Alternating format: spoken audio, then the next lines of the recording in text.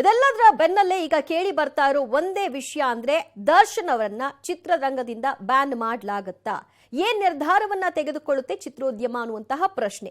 ಇದಕ್ಕೆ ಸಂಬಂಧಪಟ್ಟ ಹಾಗೆ ಸಂಜೆ 4 ಗಂಟೆಗೆ ಒಂದು ಸಭೆಯನ್ನು ಕೂಡ ಇಟ್ಕೊಂಡಿದ್ದಾರೆ.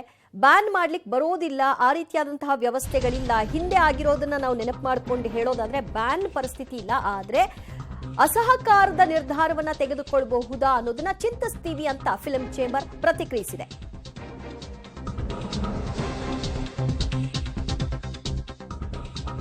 ಅಸಹಕಾರದ ಸುಳಿವು ಕೊಟ್ಟಿದ್ದಾರೆ ಅಧ್ಯಕ್ಷ ಉಮೇಶ್ ಬಣಕಾರ್. ಕೊಲೆ ಕೇಸ್ನಲ್ಲಿ ಸಿಲುಕಿರುವಂತಹ ನಟ ದರ್ಶನ್ ಚಿತ್ರರಂಗದಿಂದ ಬ್ಯಾನ್ ಮಾಡ್ತೀರಾ ಅನ್ನುವಂತಹ ಪ್ರಶ್ನೆಗೆ ಅವರಿಂದ ಸಿಕ್ಕ ಉತ್ತರ ಇದು. ನಿರ್ಮಾಪಕರ ಸಂಘದ ಅಧ್ಯಕ್ಷರು ಉಮೇಶ್ ಬಣಕಾರ್ ಅವರಿದ್ದಾರೆ, ಬನ್ನಿ ಮಾತನಾಡ್ಸೋಣ. ಸರ್, ನಡೀತಿರುವಂತಹ ಡೆವಲಪ್ಮೆಂಟ್ ಬಗ್ಗೆ ತಮಗೆ ಗಮನ ಇದೆ.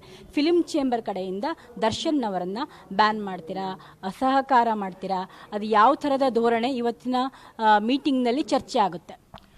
ಎಲ್ಲವೂ ಕಾನೂನಿನ ಮತ್ತು ನ್ಯಾಯಾಲಯದ ಆದೇಶದ ಮೇರೆಗೆ ಡಿಪೆಂಡ್ ಆಗಿದೆ ಮೇಡಮ್. ಬಟ್ ಮೇಲ್ನೋಟಕ್ಕೆ ಆಲ್ರೆಡಿ ಸಾಬೀತಾಗಿರೋದ್ರಿಂದ ಇವತ್ತಿನ ಮಹತ್ವದಂಥ ಸಭೆ ಏನು ತೀರ್ಮಾನಕ್ಕೆ ಬರುತ್ತೋ ಆ ತೀರ್ಮಾನಕ್ಕೆ ನಾವೆಲ್ಲ ಕಟಿಬದ್ಧರಾಗಿರ್ತೀವಿ.